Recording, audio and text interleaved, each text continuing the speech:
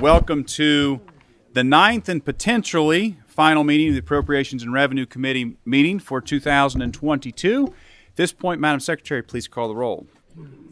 Senator Carroll. Here. Senator Caslin. Here. Senator Douglas. Here. Senator Givens. Here. Senator Kerr. Senator McGarvey. Senator Meredith. Here. Senator Nemes. Present. Senator Webb. Senator West. Here. Chair McDaniel. Present. We have a quorum and duly constituted to conduct business. We'll go ahead and get to moving. I will remind everyone today this is clearly a very full agenda as we address some of the final priorities of this legislative session. So I would ask that everyone be succinct in your comments and say only what's necessary. To members of the committee, I would ask that we limit what we're doing to concise questions as opposed to lengthy comments. And with that, I'm going to call a lawyer to the table. A very distinguished one and a friend of this committee and this Commonwealth, and I believe for what will be his final appearance to present a budget. Is that correct? The Chief Justice of the Commonwealth. And, sir, as always, it's good to see you again, and the floor is yours. Thank you, Mr. Chairman. Let me get my microphone here. I appreciate the committee giving me an opportunity to be here today to appear in person for what, as the chair says, will likely be unless you have more business for me, this is likely to be my last appearance before the legislative committee. And the chairman has emphasized my need to move quickly because I've got to be in court here shortly. So I always have a lawyer excuse in my pocket, Senator West. For 14 years, last 14 years, since my earliest days as Chief Justice, my top priority has been to attempt to invest in the elected officials and non-elected employees who carry out the critical work of doing justice in the courts in Kentucky. My goal has always been at least clear in my mind, and that is our salaries need to be competitive with the other two branches of state government so that our dedicated employees can be fairly and reasonably compensated, and that we have a level playing field when it comes to attracting and retaining employees in the judicial branch and working at a high caliber. The judicial branch, as you all know, makes up about 3% of the overall state budget, and the majority of our funding is to cover the salaries of our employees and our elected officials. We estimate, Mr. Chairman and members of the committee, that the judicial branch salaries are about $7,500 or 20% less than those of comparable jobs in the other two branches of government. And that's a considerable gap that we're going to attempt to address. I believe that we would all agree that it's not logical and it's not fair for judicial branch compensation to lag so far behind the rest of state government. And starting now, and if we can move quickly toward a remedy that will significantly close this gap that has been in existence for many, many years. It's a generational problem. The main focus of our budget request, Mr. Chairman, is a salary parity plan that, while simple, would be highly effective in creating a more equitable salary scale. To implement that plan, we have asked for a flat $10,000 increase for all court personnel in our judicial branch budget recommendation. We appreciate very much the message that we heard the Senate sending by giving the executive branch employees a $4,500 increase in fiscal year 2023 and a potential 10% increase in fiscal year 24. And while we certainly would appreciate the same sort of increase in the judicial branch for our employees, the fact remains that even with that, we will remain $7,500 or approximately 20% below the compensation levels in the other two branches. And unless we significantly bump up our entire salary scale, Mr. Chairman, we'll always be chasing the higher salaries of the other two branches offered by the executive and legislative branches. And so for that reason, in our mind, it makes sense that judicial branch employees receive an additional $7,500 increase to ensure salary parity among our three branches of state government. And this is not a big ask when we put it in perspective. First, the judicial branch has saved state government money for decades with its historically low salary scale. Second, a majority, 54% of our current employment complement, they're already in the Tier 3 cash hybrid retirement plan, which does not carry the same pension burden for the state that it does for employees in Tiers 1 and 2. And finally, because of our low salaries, the judicial branch has one of the lowest contribution rates for KERS and CERS for Tier 1 and 2 employees. All of that adds up to a reduced financial impact for court operations. Another impact of our low pay, sadly, is a high turnover rate, which is, in my mind, alarming. We're seeing 40% annually turnover in urban areas at critical frontline positions like our pretrial services specialists. We've lost over a third of our workforce, about 1,000 employees, in the last 4 years. That means 1/3 of our employees have less than 4 years of experience in the court system. And I believe you'll be shocked by just a few of these examples, as shocked as I am. For several open positions, we've had no applicants. And some who do apply don't show up for the interview, or when offered, refuse the offer. Sometimes the applicant accepts the position but resigns shortly after starting employment. Our specialty courts, that is our drug courts, our veterans treatment courts, our mental health courts, currently we have no staff in Bullitt County. We have none in Boyle, Carroll, Grant, Mercer, and Owen counties. Just can't get the people. In Jefferson County, 6 of the 9 positions are vacant.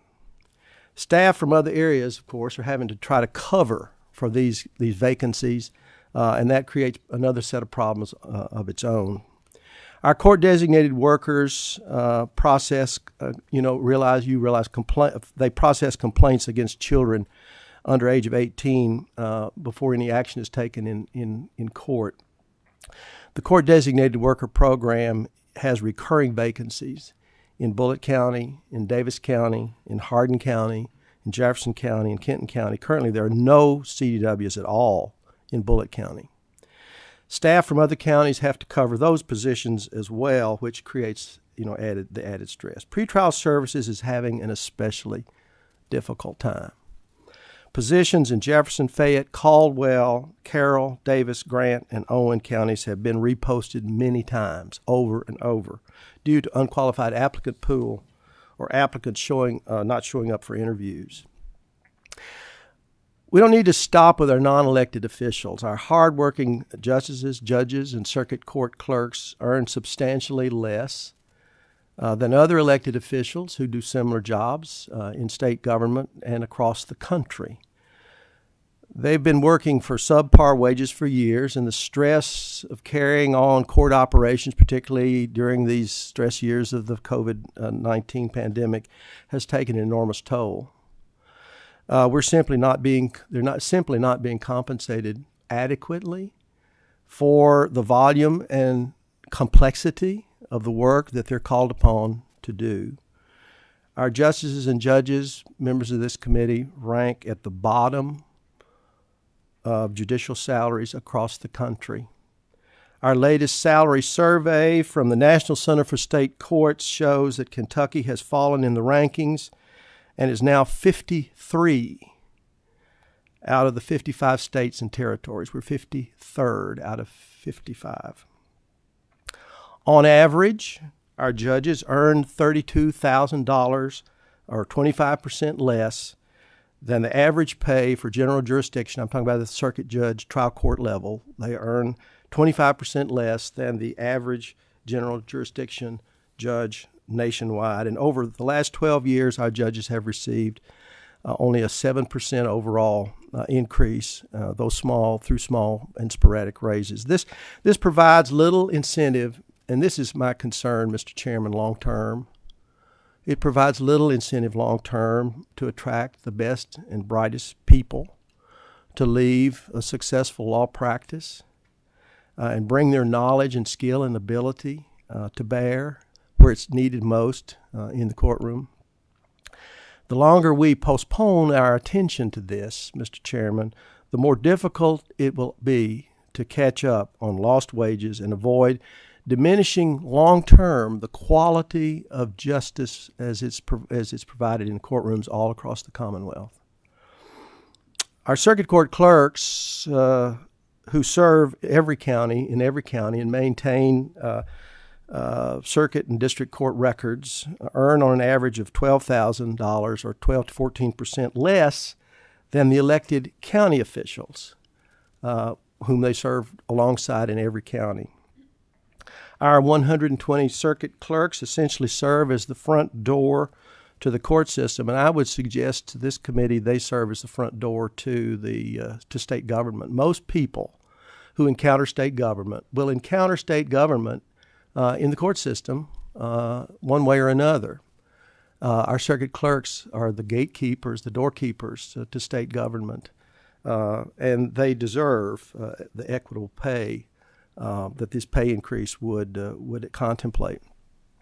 Our other budget requests, real quickly, but importantly, are for several capital projects. We're grateful that the House has adequately funded the request for temporary and permanent spaces in Graves County and new judicial center in Leslie County. But we're asking the Senate to restore the funding that was included in our budget recommendation for capital repair projects in Hardin County and in Jefferson County. We're asking for $4.5 million for an HVAC system in the Hardin County Justice Center to replace the system that really currently is inoperable. We got a nice facility. HVAC system is gone. The problem in Hardin is so significant, that it won't be functional in the summer. We'll have to vacate the building and try to find other space to hold court in the summertime in E-Town if we don't address this. And we need about $1.2 million in Jefferson County to expand the jury pool room and replace existing carpet throughout the building. As you're aware, the construction costs have skyrocketed. The cost per square foot for judicial center projects has risen from about $400 per square foot to $610 per square foot. The judicial branch will need an operational cumulative annual use allowance of $2.4 million to complete capital construction projects already authorized in Barron, Bath, Butler, Clinton, Crittenden, Jessamine, Oldham, and Scott counties without extending the bond for another 25 years.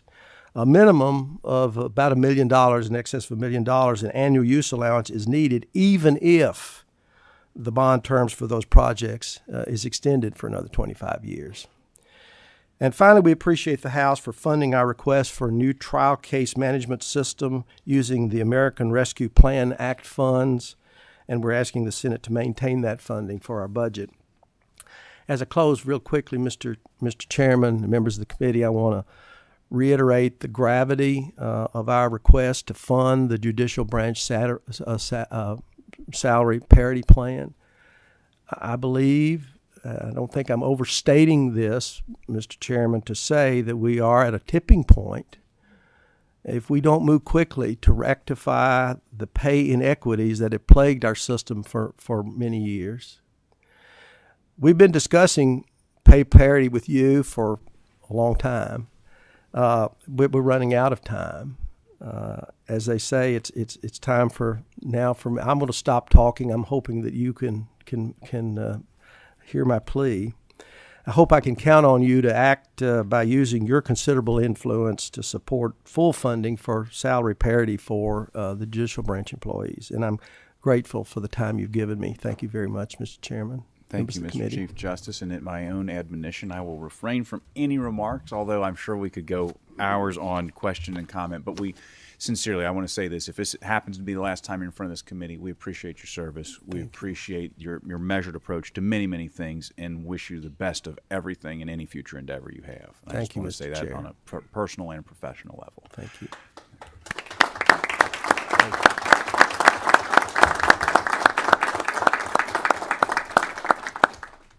That being said, are there any pressing questions from the committee? President Givens. Just a very brief comment to echo what the chairman said. Chief, your model of leadership and your vision and your professionalism over the years is something that we've long admired, I've long admired, and I appreciate your friendship very much as well. So I look forward. We're not going to let you skate out easy, though.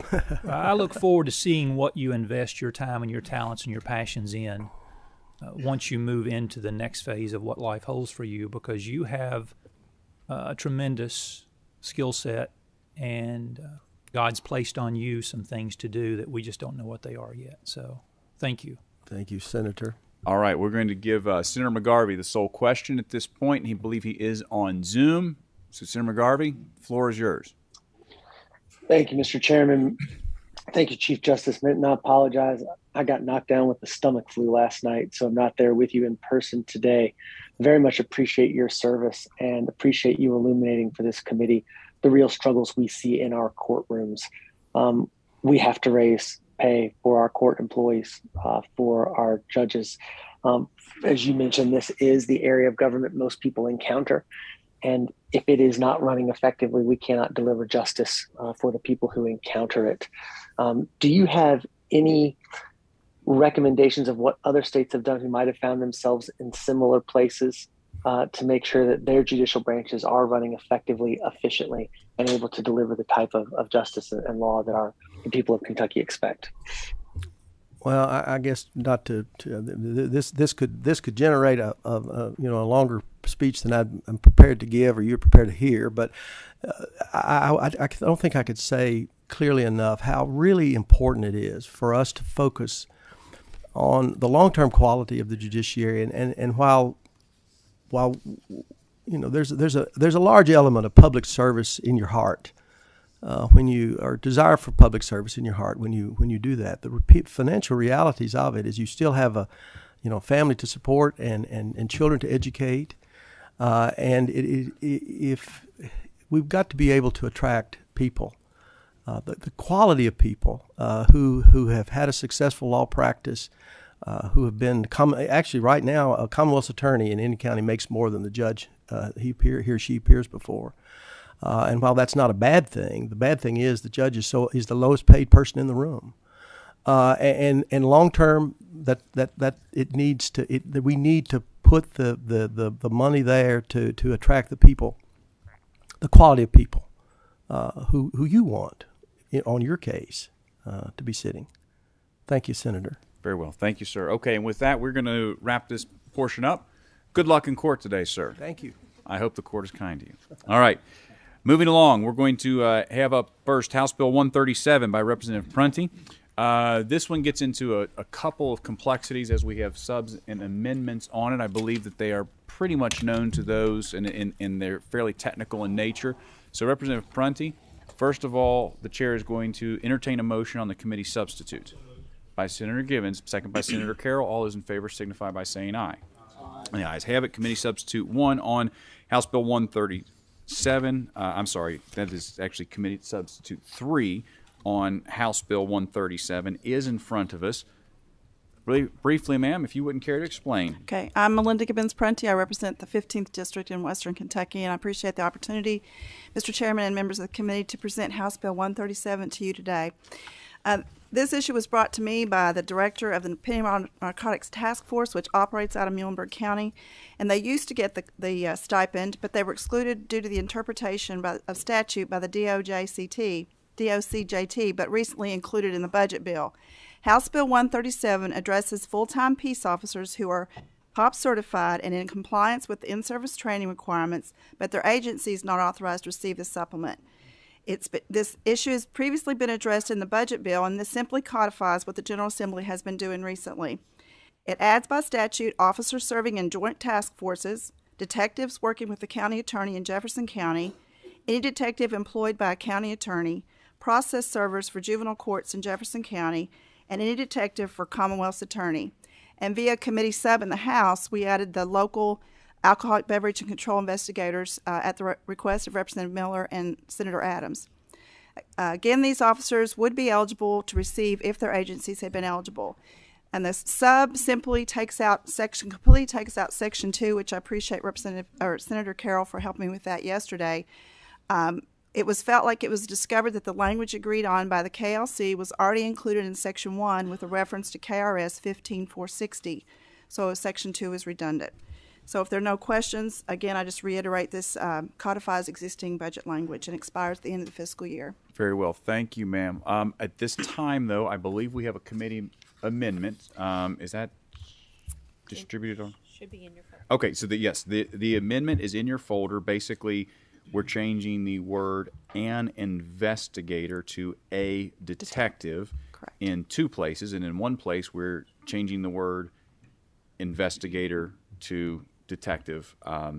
In a third, just not with the capitalization being at the beginning of a sentence. Did you want to comment on that, Senator Carroll? Mr. Chairman, it probably didn't mean anything. It's just that they are Commonwealth detectives. And we just wanted to clarify the language on that. Okay, so at this time we have a motion to adopt the committee amendment to the committee substitute. Do I have a second? By Senator Caslin. I believe that's a roll call vote. No? Voice vote. All those in favor signify by saying aye. Aye. Opposed, like sign. The ayes have it. The amendment to the committee substitute is adopted. At this time, the chair will entertain a motion on House Bill 137, amended by Senate Substitute 3 and Committee Amendment 1. From Senator West, second from Senator Nemes. Madam Secretary, please call the roll.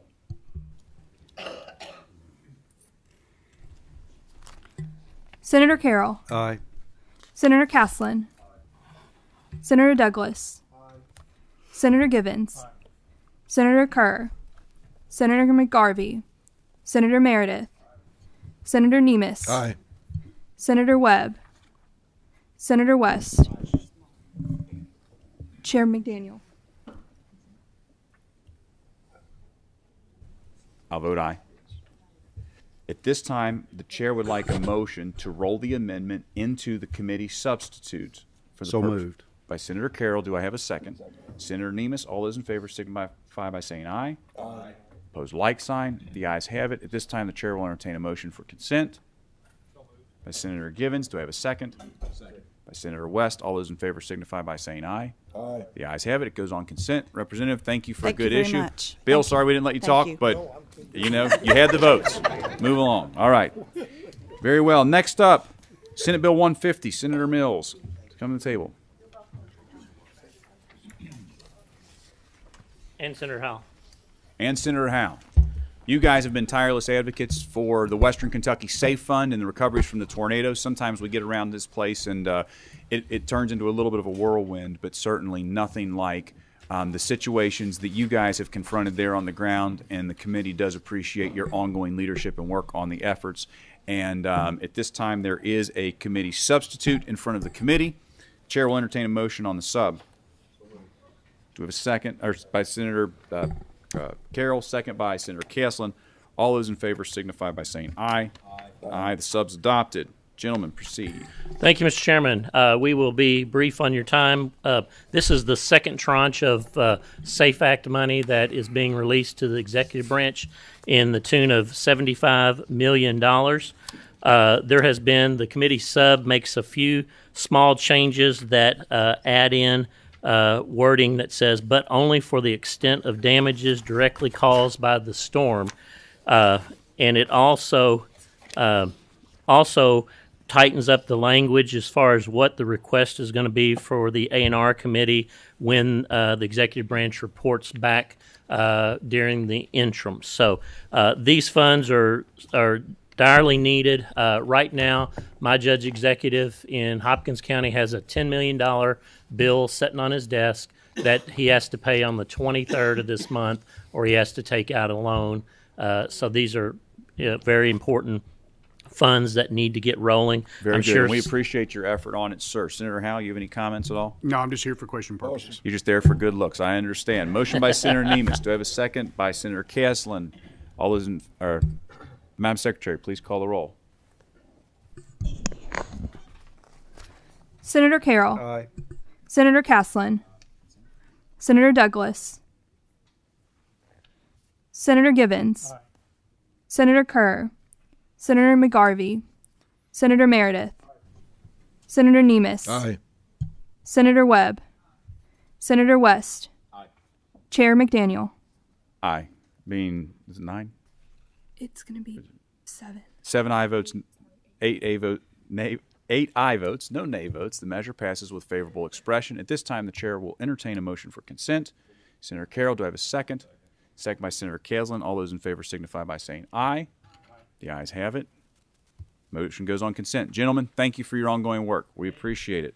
All right, we're going to skip over 195. That's mine. I'm here till the bittersweet end anyway. So to let some of these other folks clear their issues out, we'll roll along. Next up, House Bill 219, Representative Mosier. And we do have, I believe it's Ms. Criswell. Want to testify on behalf of it? Just for support. All right, very well. Well, thank you for being here and supporting it. We do appreciate it. Representative, if you and your guests could identify yourself for the record and proceed. Absolutely. Thank you, And Mr. Chair. Thank you, briefly, committee. before you do that, there's a committee sub to this one as well. Motion from Senator West, second by Senator Caslin. All those in favor signify by saying aye. Aye. The ayes have it. Sub's adopted. Now proceed, ma'am. Thank you very much. I am Representative Kim Mosier. I represent the 64th District, and I will allow my guests to introduce themselves. Hello, I'm Dr. Tim Mullett, thoracic surgeon in Lexington, Kentucky. I'm Dr. Michael Gieske, family practitioner from St. Elizabeth in northern Kentucky. Gentlemen, thank you for taking the time. We have no doubt you're exceptionally busy and appreciate your attendance. I completely agree, and I thank them both for being here with us today. Thank you, Mr. Chair. Thank you, committee, for allowing us a few minutes to present this very important piece of legislation. House Bill 219 will increase and improve lung cancer screening in Kentucky. The committee sub that we just adopted simply names this the Margaret M. Poor Lung Cancer Screening Act after my mom, and I appreciate the late introduction. Thank you for allowing that. In 2021, an estimated 4,970 Kentuckians were diagnosed with cancer, and another 2,660 Kentuckians died of lung cancer. Lung cancer is the nation's leading cancer killer, and Kentucky, unfortunately, has the unfortunate designation as being number 1 in the nation in lung cancer. Currently, only 18% of Kentuckians are screened, are getting those early screenings. And we know that screening is essential to saving lives, particularly because when lung cancer is discovered, it's typically discovered because an individual is having symptoms. And by then, it's really very late to treat, and it is absolutely less treatable, which my friends here with me will describe. Late stage lung cancer is a tremendously expensive burden on our healthcare system. What this legislation does is establishes a restricted fund for the assistance of any eligible Kentucky resident for lung cancer screening. It also establishes a lung cancer screening advisory committee. This will include experts and stakeholders to review relevant data and clinical guidelines, address best practices for lung cancer screening. This committee will provide oversight and an annual report on the implementation and outcomes of this act. And then it establishes and provides oversight for a lung cancer screening public awareness campaign. Well, you've done excellent work on it, Representative. We certainly appreciate it. Doctors, would either of you like to offer a few words? Go ahead, Tim. Thank you very much, Chairman and committee members. It's a privilege to be here today. I'm a thoracic surgeon. I've been operating on patients with lung cancer for 30 years. And while we've made advances with minimally invasive techniques, robotic procedures, and so forth, and we can get patients out of the hospital in 2 or 3 days, with a successful operation to be able to cure most of these cancers. The frustration is that the vast majority of these cancers present in late-stage diagnosis when surgery is not available. While we're making advances in treatment for these late-stage cases, the opportunities for curing this cancer at that position is small. And so our only hope for being able to change the numbers that you've heard from Representative Moser is to be able to move this diagnosis to an early-stage diagnosis.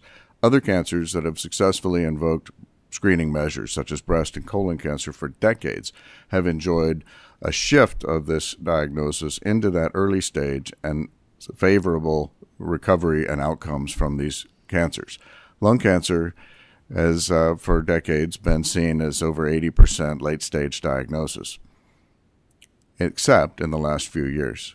Since we've invoked lung cancer screening, a CT scan done annually for patients that are eligible, we've been able to see a drop in late-stage lung cancer, and that's going to be a dramatic change in survival as we begin to move these patients into early-stage diagnosis.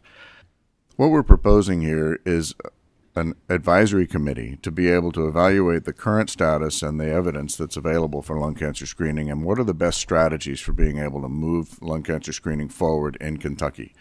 We've been able to do this in a research project that's been operating for about 8 years and has been able to affect increasing effective lung cancer screening and changing the quality of lung cancer screening using specific techniques that we can advance across the state.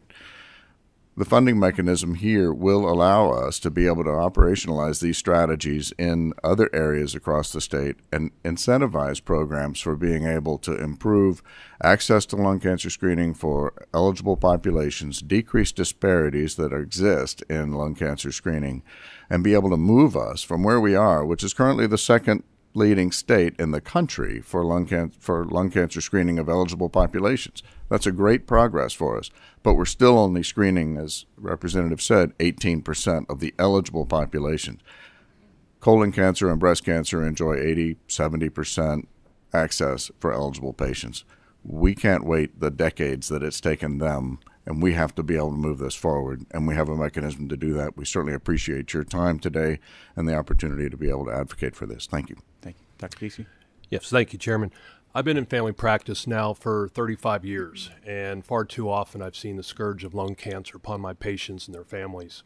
It's a very aggressive, very fast-moving cancer, and as we've mentioned, unfortunately, is often caught too late. 50% of lung cancers historically present in stage 4 when there's less than a 5% chance of cure. We now have a mechanism for going after this cancer. We can do low-dose CT lung cancer screens. I had never heard of a low-dose CT lung cancer screen in 2016 when I joined the Thoracic Oncology Disease Management team. The American Academy of Family Practice just in April of last year recognized it as a valid screening test. We're now going after lung cancer. We're finding it in the early stages. And not only are we finding lung cancer in the early stages, even when we find lung cancer in stages 3 and 4, there's a much greater hope for these patients. The technologies of modern medicine offer these patients a much greater chance of cure. We have patients that are 10 to 15 years into stage 3 and stage 4 lung cancer now with no evidence of disease. We couldn't say that 10 years ago. At St. Elizabeth, we've put a lot of investment into our lung cancer screening program. We're one of the most successful screening programs in the country. We've done over 22,000 screens. There's only a handful of programs in the country that can say that. The good news is that we're finding one lung cancer for every 64 screens that we do. We're finding 55% of the screens we do, the cancers are in stage 1. We're finding 70% of the cancers in the early stages, stage 1 or stage 2. We have found over 350 lung cancers in our screening program since it began in 2013. Dr. Gieske, your notepad's making me nervous. I'm just about done. We're working very closely with a lot of state-based initiatives. Tim touched on those, and we're also working with the Kentucky Health Collaborative. This bill will greatly assist in our efforts. We are making a big difference, and we are witnessing one of the greatest turnarounds in healthcare in modern medical history. Kentucky is now number 2, as Tim said, but we will soon be number 1. I'm betting by the end of this year we will, and I thank you for your support. Thank you. Senator Meredith. Thank you, Mr. Chairman. I congratulate you on the bill. I hope that this mirrors the same success we have with colon screening that we've seen. It's been tremendous. Disappointing it's taken so long to get to this point. And I like the bill's fully supportive of it. But one of the criticisms I have this whole situation is our managed care organizations, which are responsible for a third of our population now, are supposed to be improving the health of the population. And I want to know where they are on this. They should be the ones that are bringing this to us and saying we need to focus on this, and commending what you folks are doing, but they should have stepped up a long time ago. So it's a criticism of the job they have done. They've had this for 10 years now and have not moved the needle. If they're going to be responsible for the health of the population, they need to be responsible for the health of the population. But I commend you on this bill and look forward to see it move forward. Thank you. Thank you. Very good. Seeing no others, this time, Madam Secretary, call the roll. Oh, I'm sorry, I didn't have a motion. I apologize. Do I have a motion? Senator Givens, second by Senator Carroll. Now, Madam Secretary, call the roll.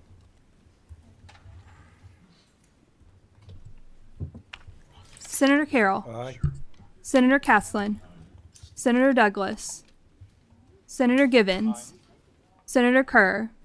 Senator McGarvey. Senator Meredith. Senator Nemes. Aye. Senator Webb. Senator West. Chair McDaniel. Cast my vote and explain. Proud to support it. And Dr. Gieske, as somebody who kept my grandmother alive many years ago, that you probably didn't realize that. Wow, I appreciate want to that. express great thanks. She was all but a lifelong smoker, and you gave her a lot of years beyond what we thought we could have. And we do appreciate it, and I'm proud to, in just a little way, help you advance that for somebody else. So thank you. Being 9 aye votes, no nay votes, the measure passes with favorable expression. Motion for consent. Motion. Senator West, second by Senator Meredith. All those in favor signify by saying aye. The ayes have it. Very well. Goes on consent. Thank you, ma'am. Doctors, Thank you so much. we appreciate you very much. Thank you. Thank very you all much. very much. At this point, we do have a title amendment. Forgive me. Can I have a motion on the title amendment? We did have a time. Senator Carroll, second by Senator Caslin. Favor signify by saying aye. Aye. Title amendment's adopted. Very well. Thank you. for the catch. Thank you much. Thank you. All right. Senator Mills, we're going to pass over yours for a quick second here. We're going to jump down to House Bill 259. Representative Lewis, come on up. So everybody knows we're going to House Bill 482 next.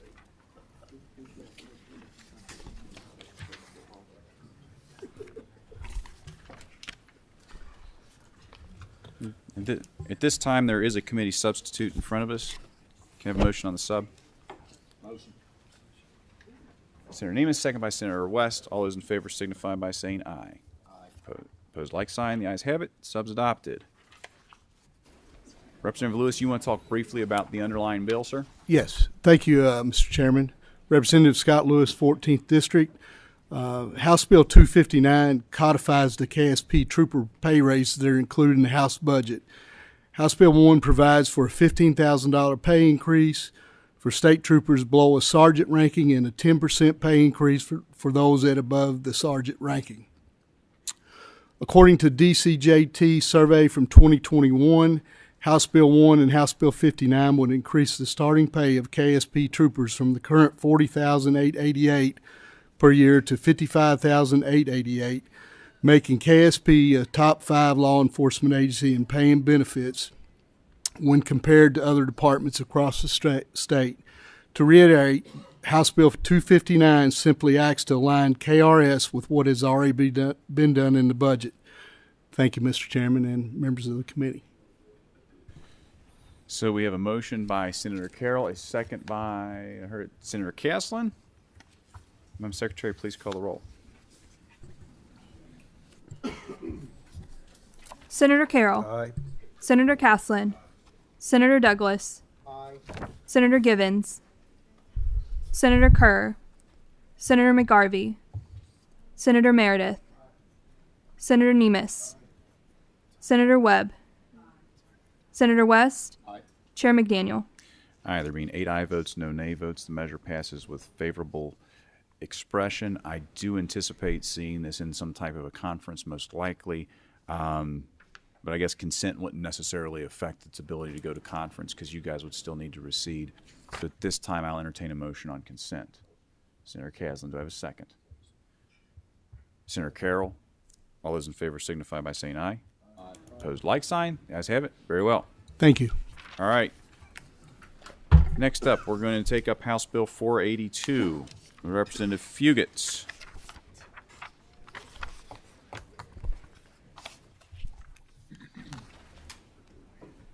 There is a committee substitute on this, and just briefly, in line with a lot of what we've done, we're trying to take up budgetary items inside of the confines of the budget as presented. So all this does is sets up the framework and defers the funding conversation until we talk about the budget as a whole. Do I have a motion on the sub? Senator Givens, do I have a second? Senator Meredith. All those in favor signify by saying aye. Opposed, like sign. The ayes have it. Sub is adopted. Guys, go ahead. Thank you, Mr. Chairman. Chris Fugit, 84th District State Rep. Lisa Cooper, Executive Director, Northern Kentucky Area Development District. Very well. Thank you, Mr. Chairman and members of the committee. House Bill 482 codifies into language how money is distributed to the ad districts across the state of Kentucky.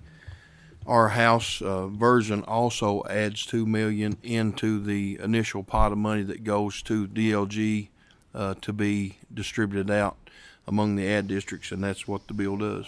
Very well. Senator Caslin, do I have a second? Senator Douglas. Madam Secretary, please call the roll.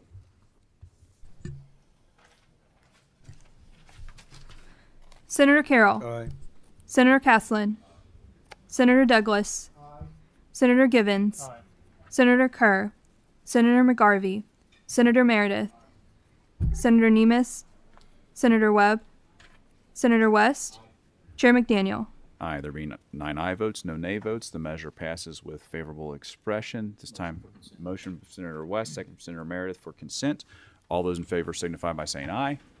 Opposed, like sign. The ayes have it. Very well. Congratulations, sir. Thank you, Mr. Chairman. Ma'am. Thank you. Appreciate you. All right, so next up, we're going to go to Senate Bill 232. Senator Mills, you come on forward, sir. Back up. I'm double dipping. Thank you. This bill is something that came out of 2 years ago. We had a PVA task force, and this idea came out of the PVA task force. It's really an idea that we were talking about when we had ARPA money, one-time investments into state government that would help us become more efficient in state government. And this is dealing with PVAs. I have Mr. Tom Crawford and his Kathy Thompson. They are from the Revenue Cabinet, and I'll allow them to give just a real quick overview of this program. Thank you, Mr. Chairman. Again, my name is Tom Crawford. I'm the Executive Director of the Office of Property Evaluation that's within the Department of Revenue. This would be a tremendous improvement in the way the tangible property returns are filed now. They are filed with paper documents in the PVA offices, and a sizable number of those returns get directed to Kathy's area, and we have to forward those up to each PVA office for processing. Then they are manually data entered by the PVA deputies. It takes a lot of personnel time to do that. Always an opportunity for data entry errors that need to be found and corrected as well. So we believe this would be a tremendous efficiency and a big improvement to the system as it is now. Thank you for allowing us to speak. This will also be a benefit to the taxpayers of the Commonwealth, as it will allow them to file these returns electronically, reducing their postage and mailing in of returns. It will also allow the PVAs to upload these into their other tax roll programs. The current mainframe system is over 30 years old, and it's time for an upgrade. Very well. My PVA tells me that he has one employee dedicated to this about 3 to 4 months out of the year. So multiply that. We're doing manual labor work in these offices when we should be upgrading on technology. This is the ask is $3.25 million first year and second year. That's one-time monies. I think it'd be a good investment to make us more efficient. Very well. Seeing no questions, I'll entertain a motion. By Senator Carroll, do I have a second? By Senator West. Madam Secretary, call the roll. Senator Carroll. Aye. Senator Caslin. Senator Douglas. Senator Givens. Senator Kerr. Senator McGarvey. Senator Meredith. Senator Nemes. Senator Webb. Explain my I vote. Yes, ma'am. I'm all for the upgrading technology. I know it's much needed. I always support my PBAs, but as long as it's voluntary and not mandatory. Thank you, Mr. Chairman. Senator West. Aye. Chair McDaniel. I cast an aye vote. There being 9 aye votes, no nay votes. The measure passes with favorable expression. You've put a good bit of work in on this, though. I think this is probably, we'll hold it all for consent between the work, the appropriation. Probably ought to at least talk about it on the floor some. So we'll proceed in that manner. Thank you. Thank you, sir. Thank you, Mr. Chairman. Guys, thank you for being here today. We sincerely appreciate you. Okay, next up, we are going to take up Senate Bill 285, an act relating to the confidentiality of tax information. I am the sponsor of this bill. However, we have some guests here to speak briefly on it. So at this point, gentlemen, I would like you guys to identify yourselves for the record and proceed. Thank you, Chair, Committee. I'm Joe Shriver, Kenton County's Administrator. This is Roy Cox, Kenton County's Treasurer. And Guys, would you, I don't think your microphone's on. Could you please push it, make sure you see the green Sorry. button? No problem. Sir. Thank you. I'm Joe Shriver, Kenton County's Administrator, and this is Roy Cox, Kenton County's Treasurer. And we'll be brief. In a nutshell, Kenton County has a consolidated payroll tax collection system for the 19 cities in our county that happens to have a payroll tax. It's a very good benefit for our citizens, but increasingly our partner cities have asked for access to those filings in order to do audits and compliance work. We feel that the change before you would allow that access while also protecting the confidentiality that's protected under the statute. I'm going to ask Treasurer Cox to further explain. For the purpose of efficient filing, Kenton County is the agent for occupational license fee collection and enforcement for 15 of the 16 cities that have occupational license fees in Kenton County. The furthest distance between any of those cities is only 7 miles, with most of them concentrated on the north end of the county.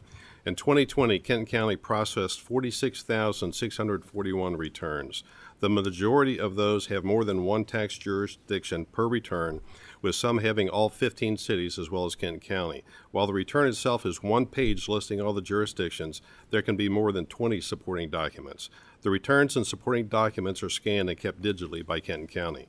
Cities are increasingly performing audits and analysis on their revenue streams and taxpayers. To do this on the occupational license, cities need access to the tax returns and supporting documents provided by their taxpayer. Currently, if those documents have other jurisdictions' information, the digital documents must be printed, redacted, and copied again to fully redact the documents. Examples of audits recently performed include payroll reported in incorrect cities, sales reported in incorrect cities, and this happens a bit because of the cities are so close together. The proposed change to the current legislation would allow the cities to review the entire digital document to ensure businesses are filing correctly in their city per their ordinance. This allows for proper auditing and compliance while maintaining a system that encourages consolidated efforts and one-stop shop to the taxpayer. Very good. And gentlemen, I will add that this is a good thing for Kenton County businesses as well, because as long as cities stay on a consolidated document, it makes life a lot easier for Kenton County-based businesses to fill out one return. And I think this is a good thing to try to help keep everybody in alignment on this. Do we have any questions? We have a motion from Senator Caslin, second from Senator Douglas. With that, Madam Secretary, please call the roll. Senator Carroll. Aye. Senator Caslin. Senator Douglas. Aye. Senator Givens. Aye. Senator Kerr. Senator McGarvey. Senator Meredith. Senator Nemes. Senator Webb. Senator West. Chair McDaniel. Cast an aye vote. There being 9 aye votes, no nay votes, the measure passes with favorable expression. I'm going to move for consent, but I know this is a fairly new item for members of this committee. So if we end up with any objection from interest groups or otherwise, I will be the one to make the motion to remove it for consent. But for the purposes of expediting the floor, I'm going to, at this time, make the motion for consent. Do I have a second? All right, Senator West. All those in favor signify by saying aye. The ayes have it. It does go on to consent. Gentlemen, thank you for your time today. Thank you. It. All right, next, Senate Bill 249. Senator Philip Wheeler. Ask you guys to be brief. I promise I won't do a filibuster. Chairman. Mr. Chairman, thank you. Senate Bill 249 is a housekeeping measure for the Cabinet for Economic Development. Today I'm joined by Tony Ellis from the Cabinet for Economic Development, as well as Katie Smith. Yes. And they assisted in the drafting of this legislation. We did notice that part of the legislation, Section 2, actually did pass already in Senate Bill 111 last year, so we may do a housekeeping measure through a floor amendment. But the rest of the measure is basically some policy interpretations regarding tech investments and other economic investments within the Commonwealth, and I'll let Mr. Ellis speak to that. Sure, and just SB 111, it's this year, Senator Girdler's bill. They passed it. You've passed it already with a floor amendment, so that section will have to get struck. This bill, outside of we were just talking about with Section 2, really does three things. The first is we had changed previously the amount for the angel fund tax credit, which is individual investors, to decrease from 40 to 25%. For non-distressed in rural areas and keep it at 40%. We wanted to do the same thing with the fund credit, but we already had agreements with funds because they're multi-year investments. And rather than amend those agreements, and given the craziness of the past 2 years, we worked with the funds to say, let's extend it through funds approved as of January 1st, 2023 can keep the credits that they have at the same rate. So that's the top part. The back part, Section 4, is just we had a fund, an investment fund that had been done years ago that isn't active anymore. We had closed down 2 of those and rolled them into our one active fund last year, the Kentucky Enterprise Fund. Now that we've identified this fund and a bank balance of a couple $100,000, we want to basically roll that into our active state investment fund for startups and venture capital companies as well. And the third part, which is Section 3, is a change to the TIF program. In essence, and I may butcher this a little bit because I am not the TIF expert. I've got Katie who does all of these, and many of you may have interacted with her in the past. But my understanding is that ultimately, for situations where people are seeking TIFs that involve state dollars, so not just local area development districts, but state area development districts, we are required by statute to hire an outside consultant and prepare a report. Usually what happens is that prior to the preparation of that report, many of the counties that come to us may not understand a lot of the concepts or figures such as net new jobs or net new revenue, and they end up getting their own report anyway. So rather than having them first learn about these concepts as they come to the cabinet, given that they already spend the money, and by the time you're getting to state money, it's a pretty large TIF, the legislation simply says get the report first. Have that discussion at the local level so that you understand the concepts and so that we aren't essentially the bad guys, because we're statutorily required to do this. We're statutorily required to hire an outside consultant so that the conversation is a lot more productive and can move a lot quicker when they actually get to the cabinet. We think this is a positive change. It's going to make things a lot smoother for all parties involved and make it more likely that we'll come up with reasonable and responsible TIFs. Very good. All right. Thank you guys for the bill today. Senator Wheeler, to your point, and Katie, so you know, there's some concern about some of the local applicability of the TIF section in Section 3. So I'm going to get with you, have a conversation. If he's filing an amendment anyway, try to roll it all into one so we don't have a bunch of stuff on the floor. But at this time, are there any questions? It is an emergency, just to let you know, and I want to let you. That's only because the funds have said there are tax issues, so we want to clarify that for them. That's the only reason we did emergency. Very good. I've never done an emergency before. All right. Anybody else? All right. Anytime the chair will entertain a motion. Senator West, do I have a second? By Senator Meredith. Madam Secretary, please call the roll. Senator Carroll. Aye. Senator Caslin. Senator Douglas. Senator Givens. Senator Kerr. Senator McGarvey. Senator Meredith. Senator Nemes. Senator Webb. Senator West. Chair McDaniel. Aye. Being 9 aye votes, no nay votes, the measure advances with favorable expression. Knowing that we're going to amendment, we're going to keep it off consent, though. Thank you, Mr. Chairman. Senator Carroll. Yeah, Mr. Chairman, just quickly, Tony Ellis is going to be leaving state government, and I want to thank him for his work. It's been a pleasure working with him as I served as chair of the Economic Development Committee, and wish him the very best. Thank you very much. I can also join those comments. He's been a wonderful person to work with, and we're going to miss you around here, but hopefully we'll see you up there. Yeah. Well, thank you very much. It's been a real pleasure. All right. Thank you guys for your time and testimony today. Okay, last up is Senate Bill 195. This is my bill, and there is a committee substitute. At this time, I'll entertain a motion on the sub. Senator Givens, do I have a second? Second by Senator Douglas. All those in favor signify by saying aye. Opposed, like sign. The ayes have it. John, if you would like to come forward, please. So Senate Bill 195, I will acknowledge, is a fairly broad piece of legislation. And as I committed to the members when I wrote to you about this, I am open to necessary adjustments to it. But sometimes we're presented with odd opportunities where public policy and human demand intersect. And I believe that we're at one of those odd points in history. What I'm referring to specifically is all of us have seen the unfolding, not just humanitarian crisis, but catastrophe in the Ukraine. In the past 3 weeks, 3 million folks who otherwise were going about normal lives have been displaced into the adjoining nation of Poland. That would be roughly the equivalent in 3 weeks of 450,000 new people entering the borders of the Commonwealth with nothing but the clothes on their back.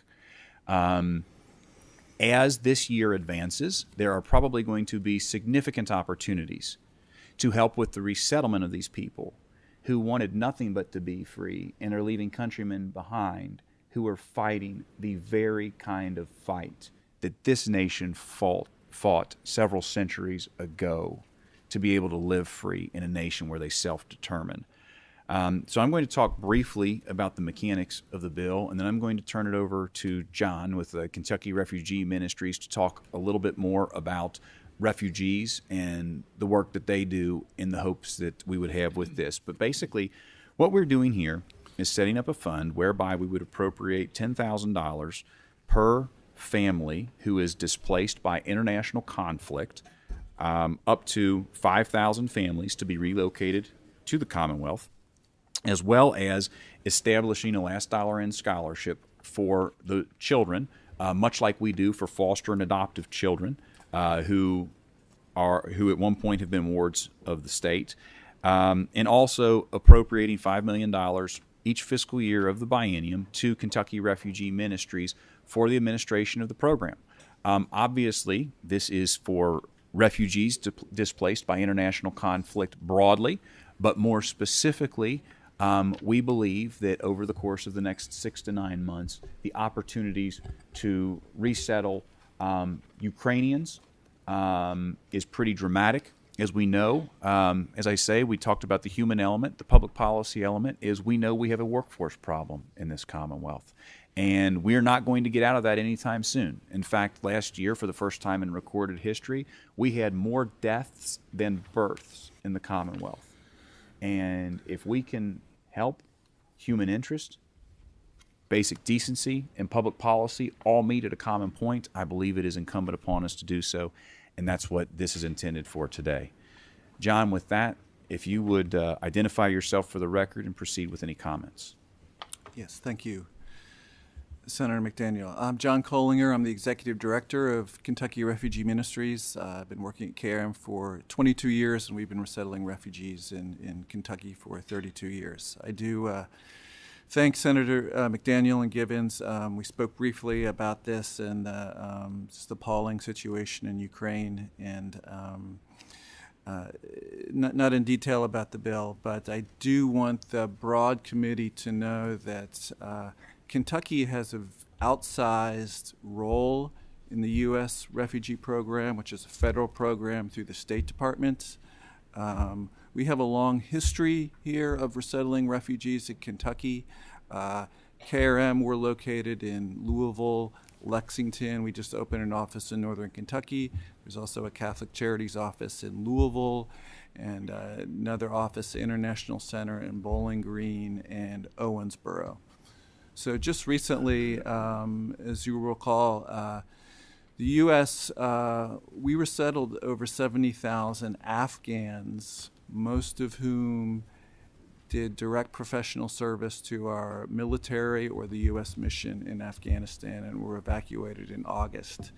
KRM, we resettled over 460 of them, 300 in Louisville, 126 in Lexington, about 40 in Northern Kentucky.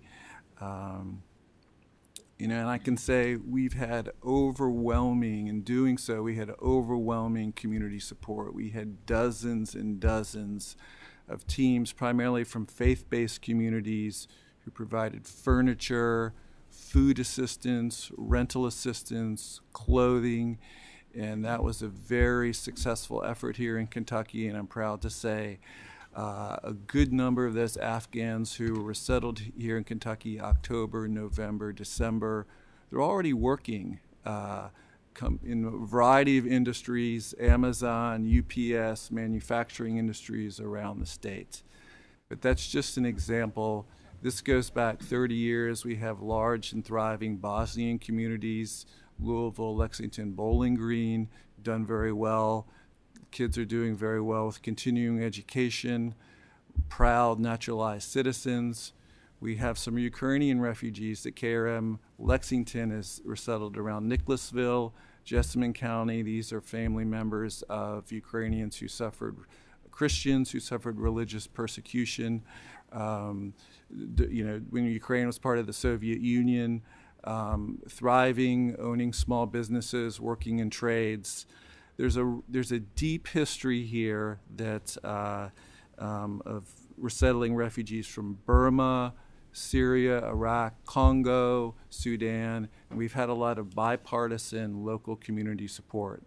So it is a federal program. Refugees are brought by the State Department, and where we place refugees in Kentucky, it has to get approval from the State Department, and it's based on local consultation with stakeholders and local government and officials in each community where we place refugees. All right, and John, with that, I'm going to thank you very much for coming over today. Thank you very much for your testimony. I sincerely appreciate it, and for helping guide our thoughts surrounding this. So if you want to wrap something up very briefly, sure. If I could make one correction. Yes, there is, in Kentucky, there's a state refugee coordinator's office, the Kentucky Office for Refugees. It's a nonprofit organization affiliated with Catholic Charities.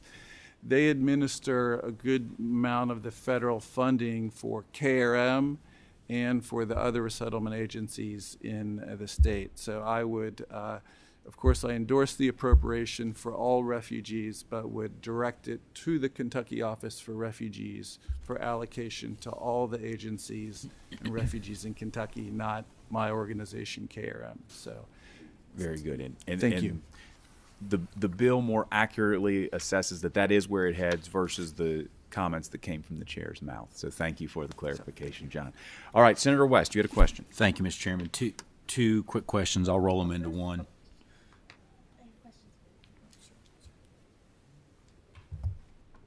I read this morning where I think the federal government limits the amount of refugees, and the current limit I think is like 125,000. That's my first. If you could just comment on that, and then as drafted, I think this bill it doesn't apply to just Ukrainian refugees. It's any refugee. That is correct. Just clarify those two things. Thank you, Senator West. Yes, each year there's a presidential determination on refugee admissions. It is 125,000 for this federal fiscal year. And to give the committee a sense of the scale, kind of in my 22 years at working at KRM, the largest number of refugees were settled in the statewide, was 2016. That was 2,385. So the program's been relatively small. Kentucky is having higher per capita impact than many other states. So we feel we could do more with the community support and with state support. Thank you. Senator Carroll.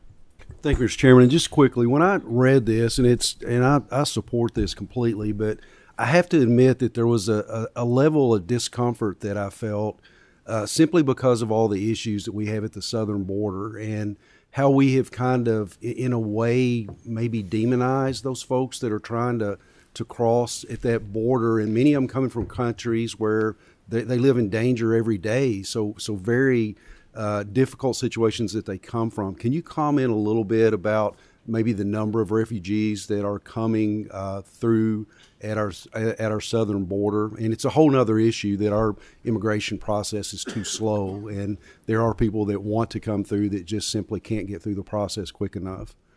It's an on-point question, Senator Carroll. I appreciate you bringing it up. The refugees we're speaking of, like from Ukraine or other countries, are screened overseas through the State Department. You're referring to asylum seekers and migrants coming from Central America. And I can say in Louisville, we have a substantial Cuban community, people who are fleeing repression and deteriorating conditions in Cuba, who come to the border. They have to apply for asylum, the same persecution claim, KRMs as refugees overseas. Our attorneys do represent them in asylum proceedings. It's a high threshold of proof. Of course, there are other migrants who come here for economic opportunity and who are working in agriculture, the equine industry, construction throughout the state. But that's a separate and actually much larger group of immigrants coming to the United States than the refugees we're talking about through the State Department program. Thank you, Mr. Chairman. Very good. Okay. Seeing no other at this point, I'll entertain a motion on the bill. By Senator Nemes, do I have a second? By Senator Douglas. Madam Secretary, please call the roll. Senator Carroll. Aye. Senator Caslin. I'd like to explain my vote. Cast your vote and explain, sir. I'm going to vote aye today. I know the chairman is willingness to continue to work on this piece of legislation. And, as somebody who actively volunteers helping refugees there in Owensboro, our church, we give driving lessons on Saturdays to the Afghans to be able to work with them. I also have some reservations about the legislation and sometimes trying to figure out where the role of government is versus the role of in this particular matter. And so as I continue to work forward on this, I just thank you for what you do for our refugees and the committee's willingness to look at this, and look forward to working with the chairman on maybe making some slight changes. Thank you. Thank you. Senator Douglas. Senator Givens. Aye. Senator Kerr. Senator McGarvey. Senator Meredith. Senator Nemes. Senator Webb. Senator West. Aye. Chair McDaniel. Before I cast my vote, would you please return to Senator Douglas? Senator Douglas. Aye. I'd like to explain my vote. Please explain, sir. I'd like to echo some of the things that Senator Caslin said. I am going to vote aye. Our church is also very, very much involved in resettlement of refugees, but I do think there are some other things in the bill I'd like to see changed a little bit. Thank you. Chair McDaniel. I cast an aye vote. There being 9 aye votes, no nay votes. The measure advances with favorable expression. I do know there's a desire to work on this just a little bit, but I will tell you, if you have a desire to work in that regard, get with me in very short order, because I do intend that any amendment filed will go quickly. At this time, there's a title amendment. May I have a motion on the title amendment? Senator West, do I have a second? Senator Webb. All those in favor signify by saying aye. Aye. The ayes have it. Very well. Seeing no other business to come before the committee, we'll stand adjourned. Mr. Chairman, forgive me. Just record a vote, and I apologize for my tardiness. I'd like to record an aye vote on House Bill 137. Duly noted. Thank you, ma'am. Senator Douglas. I know I was gone for a short period of time, and I'd like to record a vote. Trying to figure out which one I missed. 150, I believe, Senate Bill 150. I was absent for. I'd like to record an aye vote. Duly noted.